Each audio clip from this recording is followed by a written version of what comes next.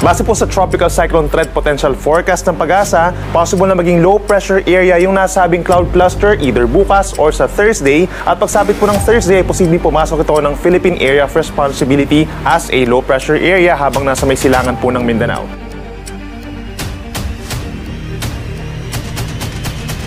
Manatiling may kaalaman at manatiling ligtas sa pamamagitan ng pagbisita sa aming YouTube channel para sa real-time na ulat panahon sa ating bansa.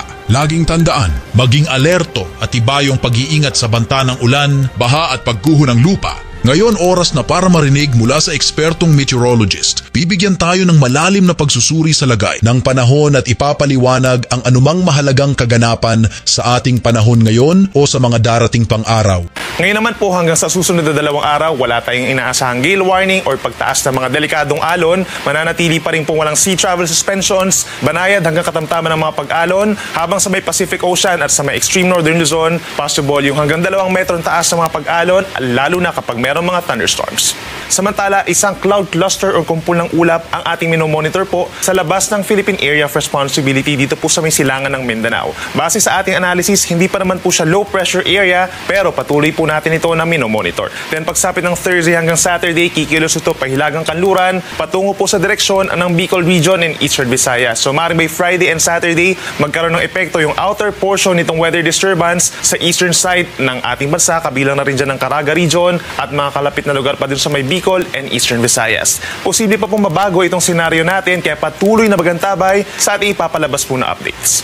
Sa ating mga kababayan po dito sa Mindanao, malaking bahagi pa rin ito makakaranas ng maulap na kalangitan sa umaga pa lamang. Kabilang na dyan ang palibot ng Moro Gulf, itong Bangsamoro Region, Zamboanga Peninsula and Soc-Sabjen, habang partly cloudy skies naman over the rest of Mindanao sa umaga. Then pagsapit ng hapon hanggang sa gabi, malaking bahagi ng Mindanao magkakaroon ng maulap na kalangitan na sinasamahan ng mga pag-uulan at mga pagkit at pagkulog na hindi naman po tuloy-tuloy, lalo pa rin dito sa may parte pong Soc-Sabjen, Bangsamoro and Zamboanga Peninsula. Sa ating mga kababayan po sa Palawan at malaking bahagi ng Visayas, mananatiling fair weather conditions sa umaga yung panahon. So ibig sabihin po, madalas maaraw, minsan partly cloudy skies, and then pagsapit ng tanghali, nandyan pa rin po yung mainit at maaninsangan na panahon. Habang pagsapit po ng hapon hanggang sa gabi, malaking bahagi na ng Visayas, lalo ng western and central portions, nagkakaroon po ng mga pulupulong ulan or mga saglit na pagkilat pagkulog na nagtatagal lamang ng 1 hanggang 2 oras.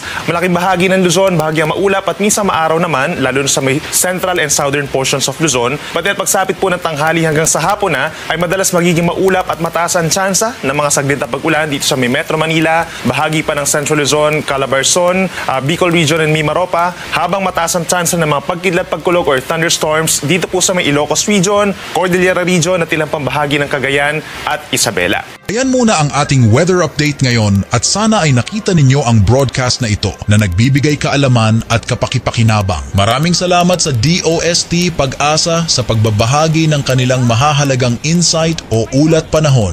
Samahan kami sa susunod para sa higit pang mga weather update sa ating bansa at manatiling nakatutok sa weather update ng bansa at huwag kalimutan i-share at mag-subscribe na rin. Mabuhay ang Pilipinas!